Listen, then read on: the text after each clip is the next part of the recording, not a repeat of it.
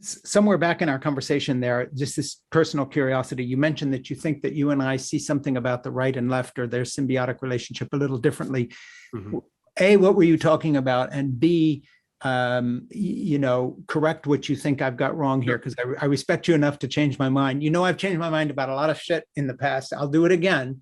Just tell me what you're talking about. Well, so when I look at the political spectrum, the way that I view it is that, and your listeners probably have heard this term before, the Overton window, right? The Overton window is this idea that the idea of what's acceptable or what reality is moves from time to time. Sure. And by the way, a quick side note, for people who think, my God, we're not going to have a theocracy or fascism in America, the Overton window moves fast. And I want to point out that the overturn of Roe v. Wade, everybody listening, you may have hopes that there will be an answer for it.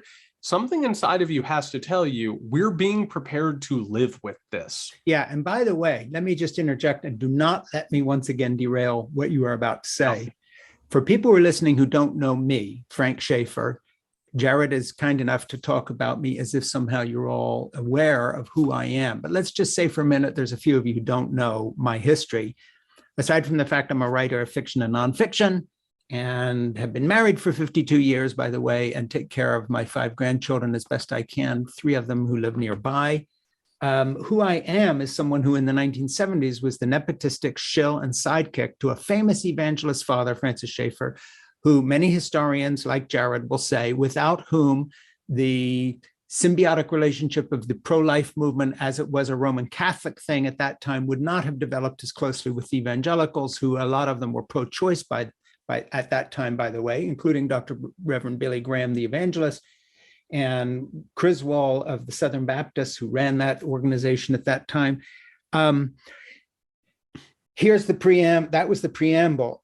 What we outlined in our private meetings, when Jerry Falwell and my father sat down together, when Pat Robertson and my dad sat down, when Dr. Dobson gave away 250,000 copies of a book I wrote called A Time for Anger, a kind of an evangelical call to arms, when they discussed my dad's book, A Christian Manifesto, the program they laid out, as in what we need to do, as my father would say in Christian colleges, don't become a missionary, don't become a pastor, go to law school, become a lawyer so that eventually you can become a judge, so we can take over the Supreme Court and change the law.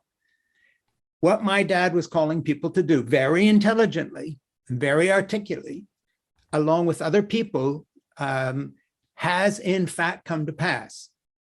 I was in the meetings where the program was laid out. This is not another conspiracy theory. Mm-hmm. There was nobody in a back room. It was all in the open. But what the right-wing evangelical leadership, including my dad and myself, were calling people to in the late 1970s through to the mid-1980s and beyond was exactly what 40, 50 years later has exactly happened to the last detail and is happening now. And so I just want to throw that out. I want to get back to your comments, but I want you to fold in what I've just talked about there, Jared, because I don't think people understand. No, this was done on purpose. And I was in the room. Okay. So I am not lying to you.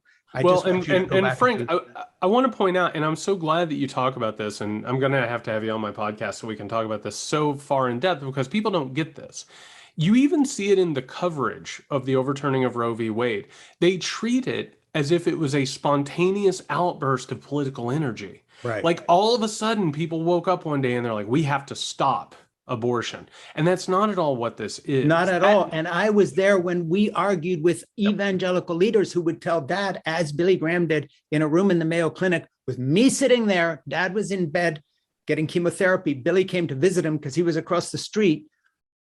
And Dad said, I beg you to get involved with our cause, Billy. That's the pro-life cause. And Billy said, no, I cannot. I believe that a woman has a right to terminate a pregnancy. Actual words, exact quote. I was in the room. Same thing with Dr. Criswell. Evangelicals, far from this being a slam dunk, had to be talked into joining the radical right wing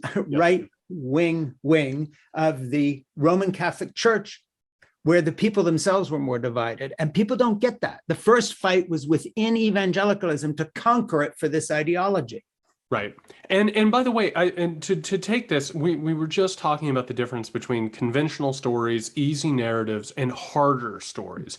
What you're telling is a much larger story that has so much more intricate underpinnings to it. So for instance, what you're talking about is creating a political project that has a ton of reasons behind it, right? It's not the idea that it's fighting evil or Satan's hurting America, which, by the way, is what the modern right is telling people, much like every other iteration of the right does, which is America is suffering. America is in decline because it has offended God.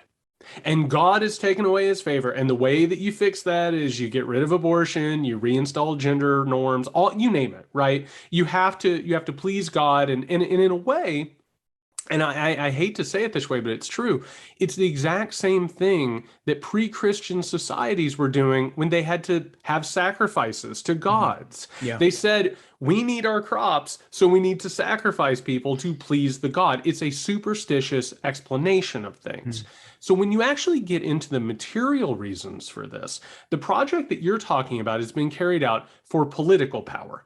It's been an appeal to bring in the evangelicals and create voting bases and to keep getting these Supreme Court justices put in place, who, by the way, aren't just there to get rid of abortion. They're there to roll back the regulatory state, to get rid of the ability for the federal government to regulate businesses. Or guns, or regulate guns. And that's a whole different conversation. I know, but it's part of the anti-regulatory regime. And the reason why Roe v. Wade was overturned now is not because necessarily that they took the court. That is true. But there's a couple of things that happened here. One, the Republican Party is historically unpopular. They're not going to win any more elections unless they fix elections, which is coming. That's on the docket right now. And all that's happening in the states and preparing the line.